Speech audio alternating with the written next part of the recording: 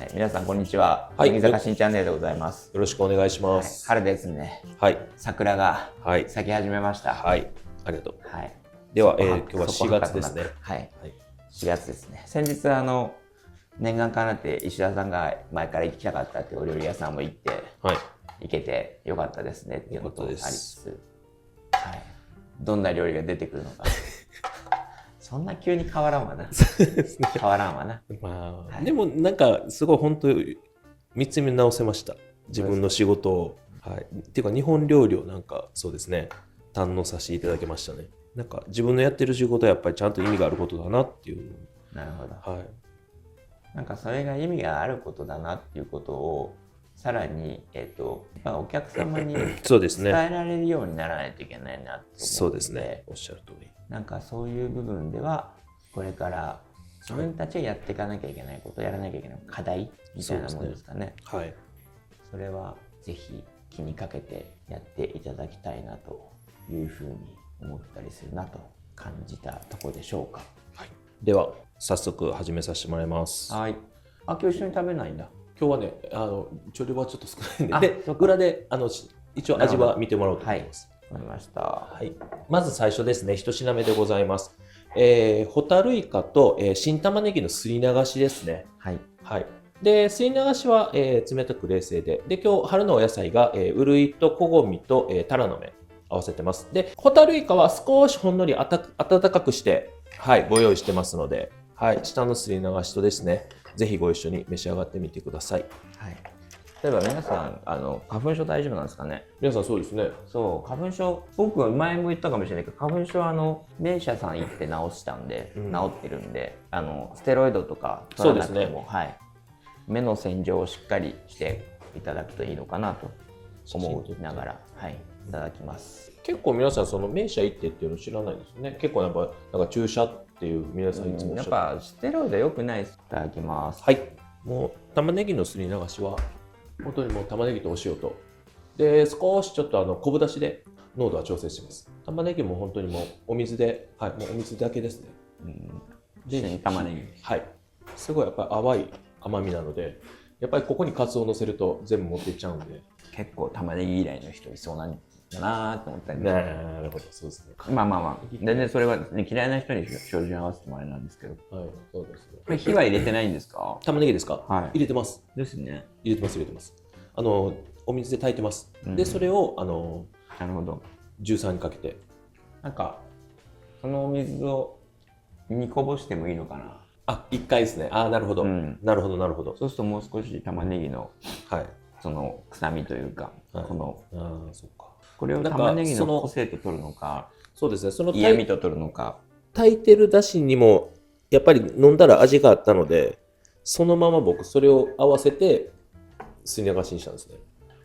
なんかなるほど、わかりました。そうですね。一回茹でこぼしてでもう一回炊いてでもいいかもしれないですね。そしたら一番最初のあれが、あと最近だと某レストランのシェフはホワイトアスパラガスのお茹で汁に樹液を使ってます。樹液ですね。くるみの樹液とか、はい、これから白樺だと思うけど、そうですね。くるみの樹液とか、要は水じゃなくて樹液で炊くっていう。はい、その炊いた樹液も合わせてるんですか？それも全部ゼリーにしてます。そうですよね。なんか一回玉ねぎにこぼして玉ねぎ臭いところ、はい、わかりました。ちょっとやっぱ口の中に残るなと思うので、玉ねぎの香りが。はい。あともしかしたらホタルイカ炙った方がいいのかな。炙って軽く叩き木の芽とかをパッと散らして、はい、っていうとそっちの香りとかでこううまくマスキングしてくれるかな。マスキングというのか、そうですね。まあマスキングという言葉があってるのかもしれませんけど、とかもありなのかなと。はい。なんかなんだっけ、タラの芽があったかいのはいいなと思ったので、はい、そうですね。あとはこれに関して上からかけてもいいかもしれないですね。下に引くんじゃなくて。はい。なるほど。あったかい焼いたなんだっけ、ホタルイカと揚げたてのタラの芽と、でそこから上からかけて、その温度の、ちょっと雪解けの感じみたいな、はい、顔を出すみたいな景色もいいかもしれない。はい、わかりました。ありがとうございます。ありがとうございます。はい、2品目。はい、2品目ありがとうございです。ます。2品目はですね、そら豆の茶碗蒸しでございます。なるほど。はい。そら豆。はい。やっぱり春は豆なんで、そら豆1個だけ？茶碗蒸しの生地にもはい、もう生地にもそら豆を合わせてます。なるほど。はい。もう茶碗蒸しの生地自体をそら豆にして、で、緑色だ。はい。で、最後に上から少しちょっと銀あんを。で、茶碗蒸しだけでもいいかなと思ったんですけど、やっぱりこう食べ進むうちのアクセントが欲しいなと思って、小さいちょっと車エビ入れてます。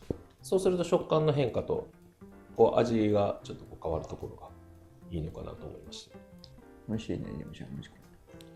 そら豆は火入れしてからパコでペーストにして、でそれを茶碗蒸しの生地に合わせて蒸し上げてます。銀あんがいいんですかね。だしでもいいのかなとも思ったんですけど、いや、だしもいろんなだしあるじゃないですか。はい、貝だし、エビだし。そうなんですよね。使うならエビだしかなと。ただ、あれなんですよね。貝だしは次のお椀がそうですよね。そうなんですよ。なので貝だしではない。で、エビだしかなと。だからむしろあれですね。車エビの頭で出し取って、それであんにしてもいいかなと。ちょっと悩ましいところですね。銀あんのが上品さが出るのかなとか。そうですね。なんか豆が淡い味なんで、そこまで強くないんでいいのかなと。なんか、そら豆って結構味強いなって思いますけど。この味自体がそこまで強くなかったので、もっとね、豆出せばもっと強調されるんだと思うんですけど、これぐらいで、やっぱりその次のお椀につなげるんであれば、このぐらいのお味で詰めた方がいいのかなと。そうですよね。なんかこっちが一番でもいいなって思います。なるほど。なるほど。献立提案を見たときに、これよく僕石田さんといつも意見がずれるんですけど、そうですね。なんかこっちのがシンプルに最初ポッと出てきて、ああいういろんなものがこういくつか載ってるみたいな方がいいのかなって気はするんですけどね。悩んだんですけどね、なんかこう、温度のつながりで言ったらこっちが2品目でいいのかなと思った。でも別にそんなのあれですもんね。春ってなんかまあポカポカしてるけど夜は結構寒くてまだちょっとそうですね時期で、そうですね。ここは本当に1品目2品目はもうどっちでも順番的には全然味の流れ的にも問題はないと思うんで、なんかホッとさせるっていう意味では、はい、それもちょっと悩むところだなっていう、ありがとうございます。では続いてお椀でございます。今日はですね、若竹椀ですね。いいですね。木の芽の香りね。素敵です。若竹椀で、それにハマグリの牛尾汁を合わせてます。奥にはですね、ハマグリのつみれを一緒に。つみれ。新庄ではなくつみれ。はい。ここではあえてつみれと。あ、こういう感じなんだ。なんか全体的にすごく美味しかったですが、やっぱつみれのやっぱ卵がいらない。玉元がいらないなって思うな、やっぱり。そうですね。いや、もう本当に実際ちょっとそれ作り方変えてるんですよ。後藤さんと相談して。すげえ淡い感じに作ろうって話で、柔らかいほんもふわっとした感じで。卵白だけがいいんじゃないですか。そうですね。やっぱりどうしても卵の黄身の味にやっぱりそのハマグリの香りとかが持ってかれるのがあって美味しいです。そうなんですよね。美味しいんですよね。そうですよね。そう、美味しかったんですよ。でもね、美味しかったんですけど、そうなんですよね。わかりました。でも盛り付けとかなんかすごく綺麗ですし、すごくいいと思うんで。君はいらない。そうですね。やっぱりそうですよね。同じ人がやっぱ考えてますね。君は必要ない。そうですね。ありがとうございます。まあ、先日食べたね、新庄が素晴らしかったので、新庄が素晴らしいなと思いました。あれを、だから聞いたんですよ。で、そっちに寄せて作りましょうっていう話をして。寄せるより、まず完コピできるようになるがやっぱり大事だと思うな。そうですよね。なんか、やっぱりね、ほら、器とかもそうだけど、音感を真似て作っても、自分の色が出るっていうじゃないですか。そうですね。わかりました。一回じゃやりましょう。はい。はい、ありがとうございます。ありがとうございます。でも、全体としては素晴らしいお椀だと思います。ありがとうございます。ありがとうございます。では続いて。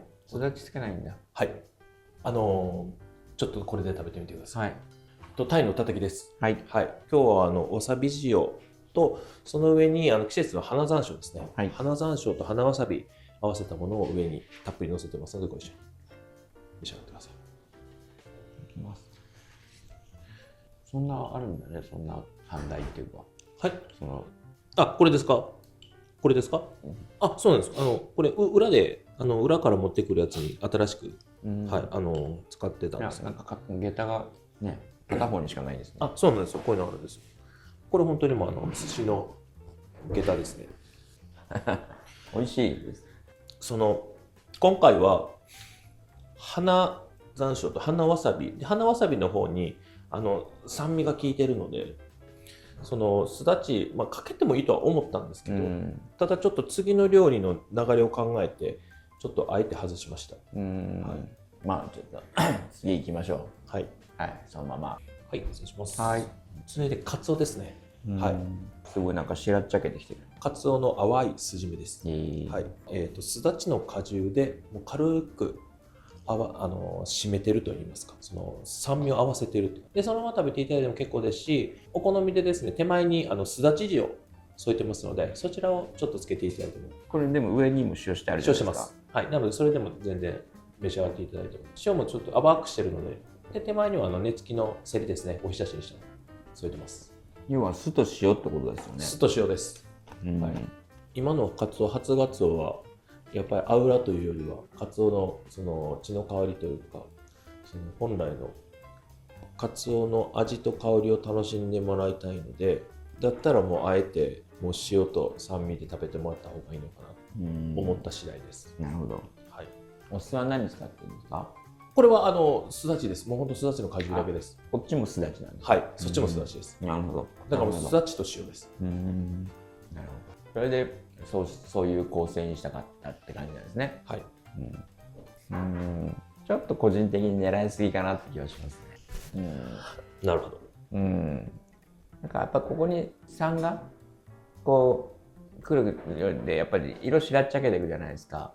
でやっぱ口に当てるとそのしらっちゃけた分舌触りがざらつくんですよね。やっぱカツオのやっぱり良さってこの身のしっとりしたね、つるっとした食感もやっぱり大事だと思うので、だったらこっちにやっぱりおちょこで酢と醤油とかっていうふうにこうすだち酢っていうかなんですか、すだち果汁なんですかわかんないですけどとかがいかんしと思って、やっぱりでもすだちの果汁だとやっぱりちょっとカツオになんか勝ってんのかな負けてんのかな、なんかよくわかんないなんかこうなるからなっていうのを感じるというか。もう一個考えてるのがあったんですよ。すだち醤油っていうか、すだちと薄口醤油合わせたのを小漬けで添えようかなと思ったんですよ。まあやっぱり醤油の風合いは欲しいなっていう。やっぱ醤油はね、何でできてんのって話と、そうですね。そうですね。だし醤油なのか割り醤油なのか、かつおだしの割り醤油なのかわかんないですけど、なんかさっぱり食べさせようっていう風にな意図なんですかね、石田さんって。さっぱりというよりは、その酸味と塩味でカツオの本来の味を食べてもらいたいなと思ったんですけど、ちょっとすだちが強すぎたのかもしれない。あとやっぱり後に振った塩もいらないかな。なるほど。別になくてもいい。そうですね。だったらあそこに薄口すだち酢に薄口入れて塗るときにその味を入れる方が、なんかこれに塩振ってあって、この塩も間違えてつけたらまあしょっぱくて食べれないっていう、はい、人によっては。そうですね。そうお客様がやっぱり説明を聞いててくれないってこともあるので、半身だけそのすだち醤油みたいな塗って、それも考え方ですよね。僕もそれも提案しようかなってやっぱり思ってました。で上はその塗ってない、なんか上顎と下顎があるじゃないですか。上顎は香りで下顎は味と食感だと思うんですよ。っていうのはなんか僕は結構いつも思うんですよね。上顎が香りで下顎はだって鼻腔があるから、ね、香りを取るのは上顎で、味と食感を取るのは下だと思うので、それがこう箸で持ったって口に入れた時にどういうふうに入っていくのかっていうのは、大きさからやっぱり口への当たり方とか香りの抜け方とかまで設計して、やっぱなんか切るべきだし盛るべきだし、味は考えるべきなのかなとかっていうのは常々思ったりいたします。ちょっと分かりました。はい。ここはちょっとあれですね。タイの方とのお作りとあれで前後で。でも。はい。もう一回ちょっと練り直した方がいいと思います。食べさせ方。はい、そうですね。食べ方、食べさせ方です。やっぱお客様が全て自分の言ったことを聞いていてくれるというのは限らないので、そうですね。事故が起きては良くないと思うので、はい。あとだからお酢もそうですね。すだちのお酢がいいのか、やっぱり赤酢とかの方がいいんじゃないかなとか、玄米酢とか赤酢とかですか、わかんない。黒酢とか普通の酢ですとか、とかが柑橘じゃなくてとかがいいのかなとかわかんないですけど、山吹がいいのかなとかわからないですよ。個人的にはなんか僕はやっぱり餃子にんにくとかで食べるのがやっぱ好きだなって思うっていうか、餃子にんにく醤油をちょっと塗ってあるぐらいの感じで、やっぱストレートにカツオの初ガツオはやっぱりどこまでもやっぱなんだろう、カツオの血の香りというか、鉄の香りと血の香りというんですかね、それと身のしっとりとした質感だと思うので、昨日の明治ぐらいの方がこういう料理は合ってんじゃないですか。ちょっと油が乗ってる、もうちょっと狙いすぎてる感じがするな。はい、わかりました。はい、すみません。はい、ありがとうございます。いつも生意気言ってすみません。ありがとうございます。次行ってみよう。続いておしのぎです。どっかで見たことあるぞ。いいことです。はい、桜エビそうめんです。上のですね、桜エビをそのまま手前の方にスッとこう、はい、中に入れていただいて。なるほど。そうめんは、白滝ですね、細いそうめん。はい。で、それと揚げました桜エビですね。あったかい桜エビと冷たいそうめんというお料理になります。いただきます。これでそうめん何グラムですか？15グラムです。なるほど。乾麺の状態で15グラムです。お出汁もっと入って良さそうですね。ああ、わかりました。まあ、普通に美味しいです。はい、ありがとうございます。フリーユズかフリースダチかとか、しといてもいいかもしれないですね。はい。どっかに。もう木柚子ないですもんね。そうですね。リスダチですかね。まあ、変な言い方だとちょっと七味とかでもいいかもしれない。ああ、なるほど。黒七味とかでもいいと思う。黒じゃなくても普通の七味。普通の七味。はい。とかでもいいと思うんですけど、なんかアクセントですね。ちょっとこの油をこうスッとさせる。わかりました。ありがとうございます。これ塩とか当ててないんですよね、何も。桜エビ少しだけ振ってます。そこすだち塩にしたらいいんじゃないですか。最後の仕上げの。はい。しましょうか。そっか。違うところで使わせようとしてるけど。すだち。はい。ありがとうございます。なんかでもそういう意味ではなんか自分の思考とかもやっぱ変わってってるんだろうなとは思いますけどね。まあそれは確かにそうですね。8寸でございます。はい。手前からですね、桜マスのフライですね。上から、自家製のタルタルソースをかけてます。はい。で、その横が、タコの桜煮。で、しじみのおから。で、その奥が水菜と、油揚げのおひたし。で、一番奥が薄い豆の、うま煮。で、最後ですね、染付の器に入っているのがもずくです。で、今日はくり抜いた長芋を合わせてます。はい。桜煮。はい。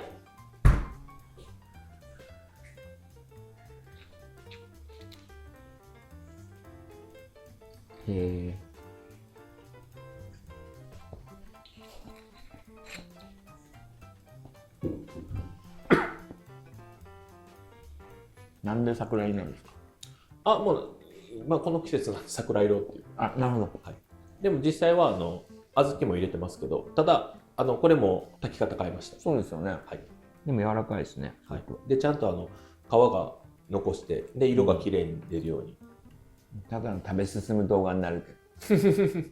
水菜のおひたしもそれ油揚げ今回から焼きました。焼いてちょっとやっぱり香ばしい香りがあってもいいのかなと思いました。でしじみのおからももう無駄にもなんだろう材料入れずにもうネギ油取ってでそれともしじみだけで仕上げてます。もうシンプル。ちゃんとしじみのその出汁で炊くっていう。だからこう見た目より多分味しっかりあると思う。精米もっと少なくてもいいかもしれない。はい。もしかしたら黒とかのはい。あれでもいいかもしれない。あっちですね。わかりました。この半分ぐらいの量でいいんじゃないですかね。はい。後でふわっとしじみの香りがきますね。前もうちょっと甘く炊いてたよね。甘かったかもしれないです。なんか今回はそのだししっかり入れても炊こうと思って。なるほど。味付け変えましたよね。昔よりしじみの香りで。そうですね。多分炊いてる人が変わったんです。なるほどね。はい、ちなみにそれ僕が炊きました。あ、そうなんですね。はい、桜マスはいつも通りの石田さんのやり方で塩当てて、はい、自炊させて、はい、って感じですか。はい、塩と、で今回は少しちょっと黒胡椒も売ってます。で下味つけたのを衣つけて、でその後はもう何もせずに上から、タルタルをかけて召し上がってもらおうとしていただきます。もう一個なんかちょっと珍味系が欲しい気がしますね。なんかねっとり系というか、はい、結構さっぱり系が。そうですね。うん。これ桜煮はそれこそ桜の葉とかに包んでもいいんじゃないですか。出す時にですか。香りと、いやなんか包んどいて、出す時はそのままでいいんですけど、なんか桜の香りほんとついてても美味しそう。なるほど。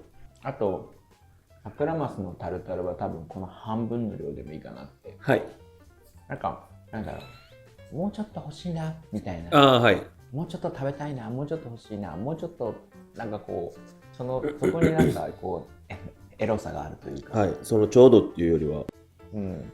石田さんなんか十分な量っていうのがなんか結構いろんなものにこう。そうですね。十分な味、十分な量、十分ななんだろうっていうか。心配性なんだなと思います。そうですね。まあそれはそうなんだろうけど性格的な問題だ。そうですね。明日珍味か。はい、では続いてですね、はい、牛肉とたけのこと花山椒です。はい、これはいつもと他のお店とは違うやり方ですね。そうですね。あえて冷静で、はい、花山椒たっぷりで。今年最初で最後の花山椒なのかな。いやいやいやいや、これからですから。試食で終わるからです。でも棚田さんところの血合いはどうなんですか。もういけるんですか。棚田さんの血合いはまだ連絡ないですね。多分でも4月入ったぐらいからあるとは思います。いつもの感じだと。たけのこ2本でいいかもしれないですね。はい。だしのゼリーって同じだしでゼリーですか。大事です。はい。ちょっと味あれですか。濃い。ちょっとね。なるほど。わかんない。でもゼリーだけ食べるとあれなんで。はい。では続いて炊き合わせでございます。奥が肥料酢ですね。今日は毛ガニと山菜です。で手前に鯛の子、やりうど、菜の花です。やりうど。はい。うどです。肥料酢の中身ちょっと変わりました。中身はなんか緑は山菜です。ああ、なるほど。はい。今日は肝臓が入ってます。肝臓。はい。それとネギ、ごめんなさい。椎茸と人参とあと毛ガニですね。中身の山菜はその都度その都度変わっていきます。いくなんだろう。このだしって肥料酢炊いた時のだし。肥料酢のだしです。ちょっと強いかな。なるほど。醤油が強いのかな。はい、ではデザートでございます。プリンアラモードですね。はい。本来はデザートはいつもお楽しみって感じなんですけど、今日はせっかくなので、はい、桜あんみつですね。ありがとうございます。はい。あんみつなのにプリンが入ってる。はい。なんともいただきます。そうですね。今回の構成とすれば上に、ミルクシャーベットでその下に、プリンですね。はい。で周りに、桜の寒天、白玉、宮月で黒いちご、はい、で黒蜜をかけて上にですね最後、桜のですねパウダーですね振ってます。香り付けに。今回寒天は普通の寒天。寒天はそうですね。普通の糖蜜の寒天に桜の花を合わせて。はい、桜の寒天でご用意します。うちの中で一番味が複雑かもしれない。今日のそうですね、お料理の黒蜜、カラメル、ミルク、桜、小豆玉1個でいいですか、白玉1つずつでもいいかもよ。はい、わかりました。結構プリンも濃厚なので。はい、濃厚だなこのプリン。それでもあれです、いつもの。あ、そうなんですね。ありがとうございます。ありがとうございます。はい。以上でございますか。はい、以上でございます。ありがとうございました。本日もありがとうございました。こちらこそ。なんか面白いもんであれですよね。いつもそうなんですけど、自分がなんかこれあるかなっていうところ、やっぱりトベさんがちゃんと突っ込んでくれるんで。ツッコミどころ満載ってことじゃないですか。違うか。すいません。でもそうですね。やっぱり、食材も料理作っててもやっぱ春っていうのをすごい感じてるんで、それをちゃんとお客さんに伝えられるように、もう少し突き詰めます。りがとうございます。はい、ありがとうございます。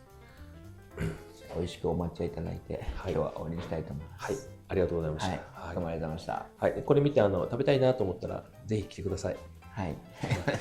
なんでそこだけ急に可愛くなるんですか。お待ちしてます。はい。すみません、今日もありがとうございました。チャンネル登録、高評価よろしくお願いします。よろしくお願いします。ありがとうございました。はい、ありがとうございました。いただきます。